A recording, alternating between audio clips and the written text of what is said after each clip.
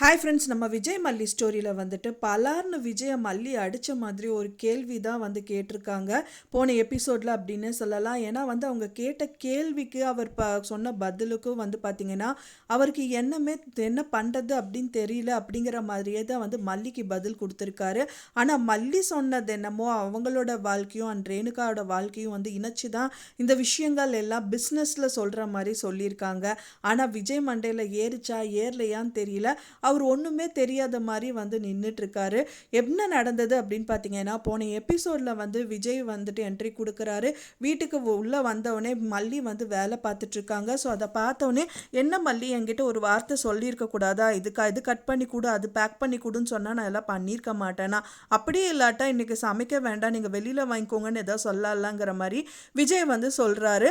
அப்போ தான் வந்துட்டு மல்லி சொல்கிறாங்க, எனக்கு ஒன்றுமே இல்லைங்க, எனக்கு உடம்புக்கெல்லாம் ஒன்றுமே இல்லை, அப்படி இருக்கும்போது நான் ரெகுலராக பண்ணுற வேலை நான் பண்ணிட்டு தானே இருப்பேன் அப்படிங்கிற மாதிரி மல்லி சொல்கிறாங்க. இல்லை, உன்னை பார்க்கும்போது ஏதோ மனசில் நினச்சிட்ருக்க அப்படிங்கிற மாதிரி பேசுகிறாரு. நீங்கள் மட்டும் என்ன நினைக்காமையா இருக்கீங்களா, உங்களோட மனசுலையும் நிறைய விஷயங்கள் ஓடிட்டுருக்கு, நான் கவனிச்சுட்டே தான் இருக்கேன் அப்படின்னு சொல்கிறாங்க. ஃபைனலாக வந்து பார்த்தீங்க அப்படின்னா விஜய் வந்து பேச ஆரம்பிக்கிறாரு. ஆமாம் மல்லி, என் மைண்டில் ஒரு சில விஷயங்கள் ஓடிட்டு தான் இருக்குது அப்படின்னு சொல்லிட்டு சொல்கிறாங்க. பட் ஆனால் மல்லி கேட்டது வந்து வேற. ஏன்னா வந்து ரேணுகா வந்து வந்திருப்பாங்க டைனிங் டேபிளில், இவங்கெல்லாம் பேசிகிட்டு இருக்கும்போது அப்போ வந்து பார்த்திங்கன்னா அன்னபூர்ணி அம்மா கிட்ட எனக்கும் திருநூறு வச்சுடுங்க அப்படின்னு சொல்லியிருப்பாங்க. ஸோ அதுக்காக அன்னபூர்ணி அம்மாவை வேறு வேண்டாம் வெறுப்பாக தான் அவங்க நெத்திலையும் வந்து திருநூறு வச்சுருப்பாங்க. ஸோ அது வந்து பார்த்திங்கன்னா ஜாடமாடியாக விஜய் வந்துட்டு ரேணுகாவை பார்த்து சிரிக்கிறது, அந்த இவங்க சிரிக்கிறது அப்படிங்கிறதெல்லாம் அவங்க நோட் பண்ணிகிட்டே இருக்காங்க.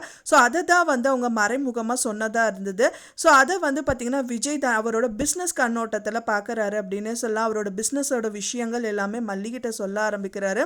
அது என்னன்னு சொன்னார் அப்படின்னு பார்த்தீங்கன்னா, அவர் லேப்டாப் ஒன்று சேல் பண்ணுறதா இருக்காரு. ஸோ அது ரெண்டு பார்ட்டிக்கும் வந்துட்டு நான் சொல்லியிருக்கேன். ஃபஸ்ட்டு வந்து நெற்குன்றம், அடுத்தது காஞ்சிபுரம் அப்படிங்கிற மாதிரி சொல்கிறாங்க.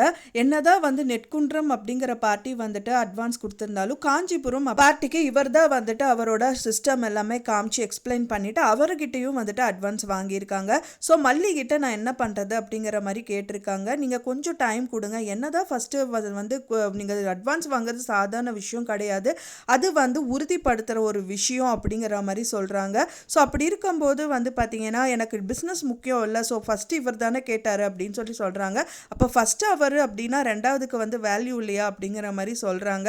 ஸோ அவங்களுக்கும் கொஞ்சம் டைம் கொடுங்க, ஒரு நாள் டைம் கொடுங்க, பேசி பாருங்கள், திரும்ப கூப்பிடுங்கிற மாதிரிலாம் சொல்கிறாங்க.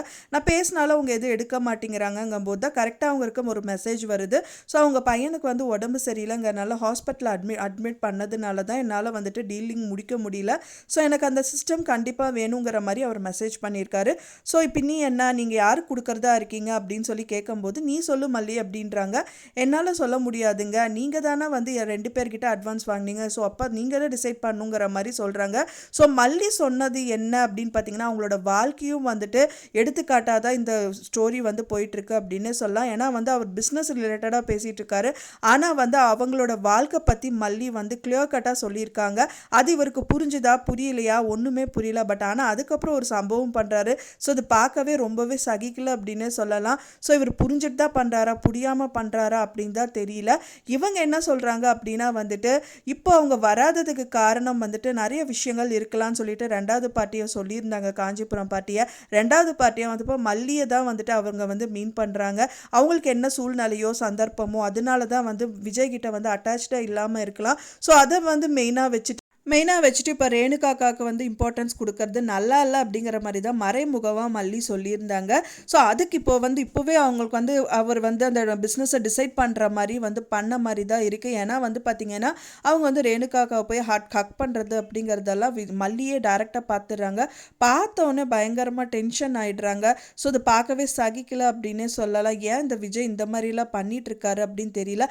சரி, இவங்க தான் வந்து தெரியாமல் ஒய்ஃபுன்னு சொல்லிட்டு ஹக் பண்ணுறாரு. பட் ஆனால் அந்த ரேணுகா நடிக்கிற சுடருக்கு கூடயா தெரியல அப்படிங்கிற மாதிரி தான் வந்து போயிட்டு இருக்கு. ஏன்னா மல்லிக்கு சரி அவங்க வீட்டில் இருக்கிற எல்லா ஆட்கள், அதாவது மல்லி அண்ட் தென் அன்னபூர்ணி அம்மா, மனோகர் எல்லாருக்குமே அவள் பொய்யா தான் நடிக்கிறாங்கிறது எல்லாருக்குமே தெரியும். பட் அது ப்ரூவ் பண்ணணும் அப்படின்னு சொல்லிட்டு தான் அவங்க வெயிட் பண்ணிட்டு இருக்காங்க. ஸோ அதுக்கு முன்னாடி இந்த மாதிரி விஜய் பண்ணுறதுனால ரொம்பவே ஒரு டென்ஷன் ஆயிடுறாங்க மல்லி அப்படின்னே சொல்லலாம். ஏன்னா ரியலாகவே அது ரேணுகாவாக இருந்தால் கூட அதெல்லாம் சகிச்சுக்குவாங்க. ஆனால் அது ரேணுகாவாக இல்லை அப்படிங்கும்போது அவங்களால கண்டிப்பாக ஏற்றுக்க முடியாது.